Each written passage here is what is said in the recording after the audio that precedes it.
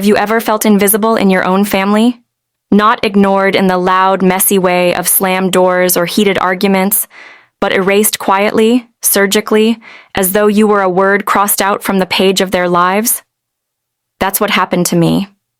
I was 29 when I realized my family had written me out of their story. Not with anger, but with silence. And the way it unfolded nearly convinced me that maybe I had never mattered at all.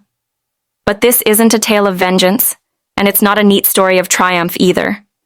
This is about a single photograph, a locked drawer, and a truth so raw, it burned through years of lies. Before we begin, don't forget to subscribe to Tales Between Time for more powerful stories, and let me know in the comments where you're watching from. It always amazes me to see how far these words travel across the world. Now, settle in. I'm Elena Hart, and this is the story of how I came back from being a ghost. Chapter 1. The meeting.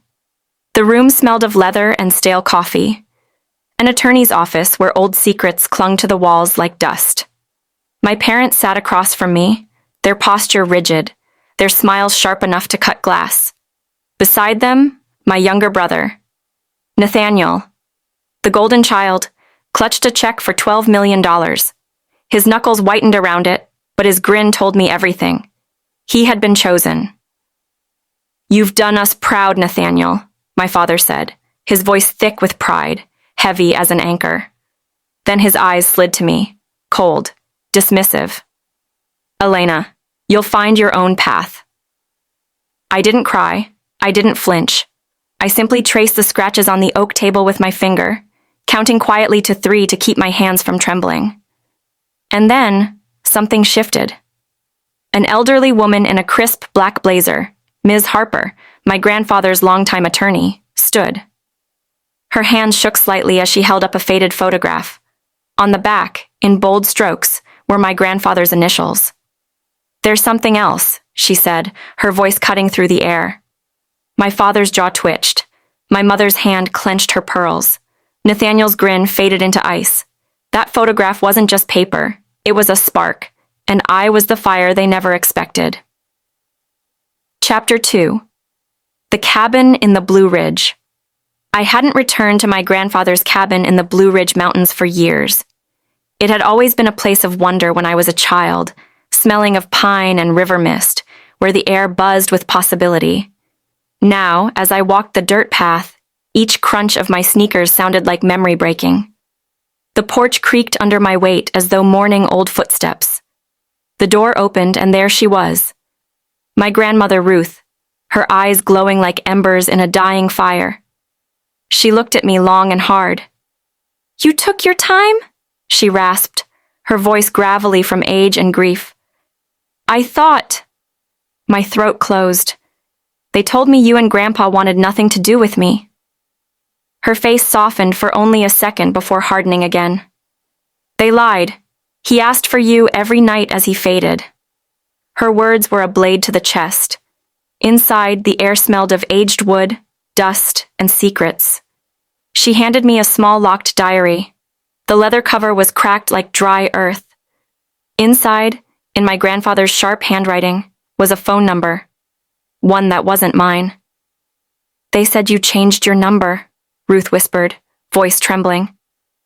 "They told me you wanted nothing to do with us." I leaned against the wall, my knees nearly giving way. "No," I whispered, my voice breaking. "They gave you a fake number. They didn't want me here."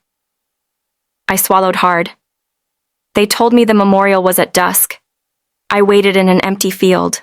Her eyes blazed with fury, her hands trembling as she sank into her rocking chair. "It was at dawn," she whispered, "and they told me you didn't bother to come." The world tilted. My family hadn't just overlooked me. They had buried me. Chapter 3. Ghosts of Memory. I remembered the man they tried to keep from me, Amos Hart, my grandfather, the one who showed me how to trace constellations with a pocket telescope when I was 7. The one who listened when I said I wanted to study rivers and ecosystems instead of finance or law. The one who nodded and said softly, "Then follow the water, Ellie. It'll never lie to you." And they had stolen his final days from me.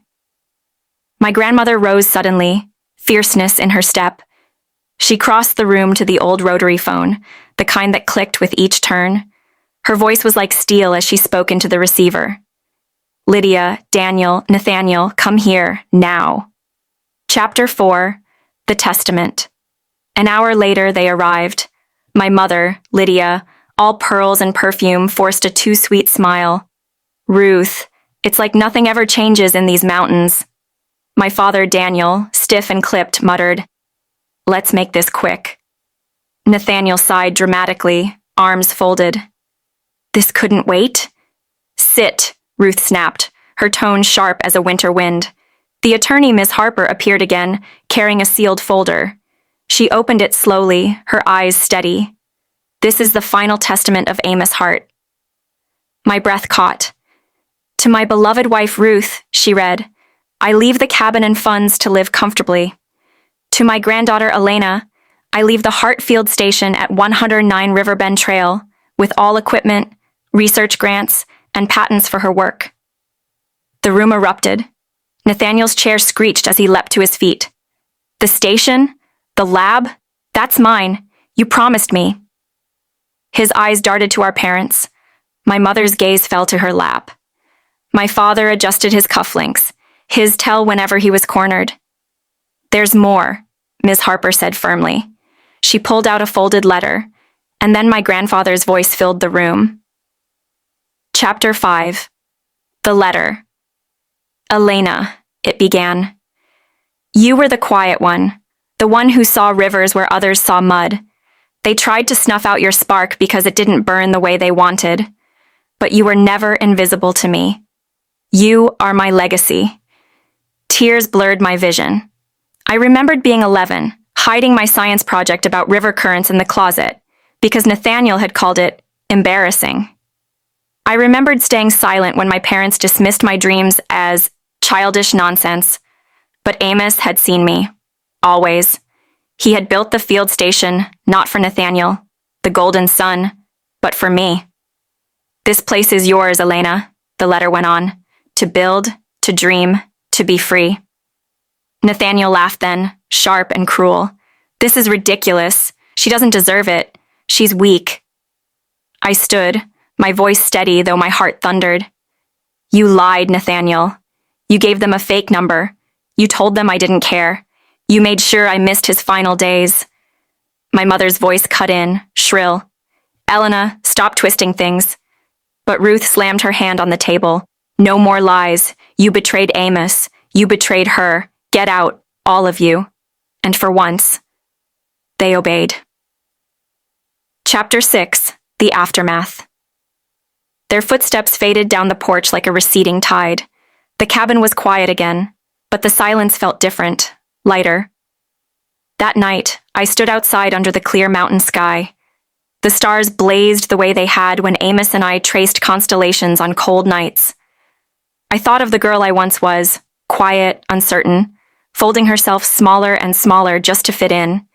She was still here, but she was no longer alone. I had ground to stand on, a place that was mine. Chapter 7. The Rebuilding. The Hartfield station became my vow. Inside, I found my old sketchbook, pages filled with maps of river flows and ecosystems I'd drawn when I was 9.